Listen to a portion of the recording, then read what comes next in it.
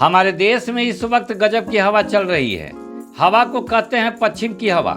गर्मी के दिनों में जब चलती है तो लू से सारा शरीर झुलस जाता है, और जब यह जाड़े के दिनों में चलती है तो सारा शरीर ठंड से अकड़ जाता है। ठीक उसी तरह देश के सभी लोग महंगाई की गर्मी में झुलस रहे हैं। इंसान को जीने के लिए दो चीज़ों की सबसे ज़्यादा जरूरत होती है, भोजन और दवा। लेकिन इन दोनों चीज़ों का दाम महज एक वर्ष में तिगुनी हो चुकी है। खाने पीने की सामानों से लेकर दवा तक की कीमतों में 20% से 50% तक की वृद्धि हो चुकी है। अब आप बात को समझिए, जिस व्यक्ति की सैलरी एक वर्ष पूर्व 10,000 की थी, उस व्यक्ति की सैलरी अब 11,000 है, यानी 10% की वृद्धि। लेकिन जो सामान एक वर्ष पूर्व 10 रुपये का था, आज वो 14 रुपये का है, यानी कि 40% की वृद्धि। तनख्वाह बढ़ा 10% और महंगाई 40%। अब आप समझ सकते हैं कि आम आदमी अपनी जिंदगी कैसे जी रहा है।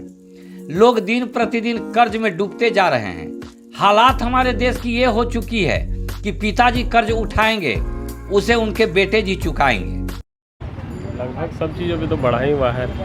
जैसे सर्फ हो गया, साबुन हो गया, मैगी हो गया, आटा हो गया, चावल हो गया, किसी भी आइटम को उठा लीजिए दाम बढ़ा ही हुआ है। कितना बढ़ा हुआ है, आपको क्या लगा? इतना बढ़ा हुआ है, हर चीज़ में वृद्धि दर है। 5 रुपये किलो, 10 रुपये किलो, हर चीज़ वृद्धि दर हो गया है। किलो पे हर गरीब आदमी के लिए मायने रखता है 5 रुपये किलो पर बढ़ जाना एक समय में।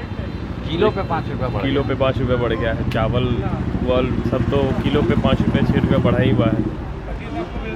और मैगी पे भी देखिए, हर एक पैकेट पे 4 रुपया, छोटा वाला जो 10 रुपये में आता था अब 14 रुपये में आ रहा है। और 44 का मैगी 55 में बिक रहा है, तो 44 का मैगी 55 में बिक रहा है।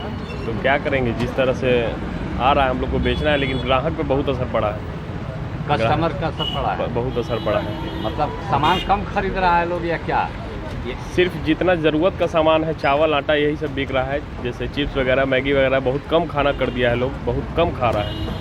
क्योंकि पहले लोग इंजॉयमेंट में भी खाता पीता था ये सब चीज़, बाहर का चिप्स हो गया, कुरकुरे हो गया, मैगी हो गया। अब ये लोग खाना पसंद नहीं कर रहा है महंगाई की वजह से। सेल घट गया, सेल घटा है, बहुत घटा है। तो आप लोग को तो दुकान का किराया वगैरह देने में भी समस्या आ रहा होगा। तो कस्टमर घटेगा तो जाहिर सी बात है ये समस्या होगा।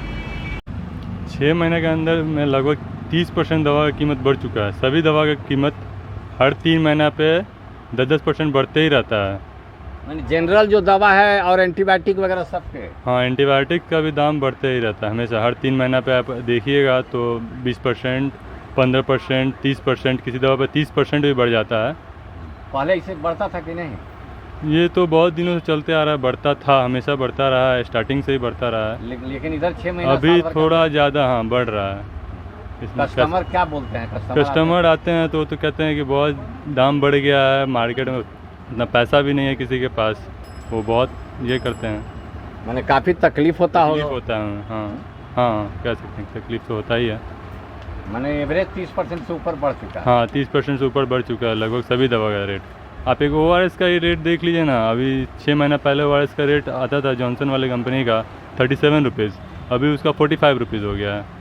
अब 37 से डायरेक्ट 45? हाँ, 45 डायरेक्ट। जॉनसन का ORS आता है। ये सब ये तो जनरल चीज़ है, ORS तो रेगुलर यूज़ का चीज़ है। दवा का तो बात ही अलग है। दवा में तो ऐसा होता है कि लोगों को पता ही नहीं रहता है कि अभी क्या रेट है। 6 महीना बाद जब वो नया पेशेंट है तो देखेगा तो उसको पता ही नहीं चलेगा दवा का रेट बढ़ा ही नहीं। लेकिन हम लोग को पता चलता रहता है, सारे दवा का रेट बढ़ते रहता है।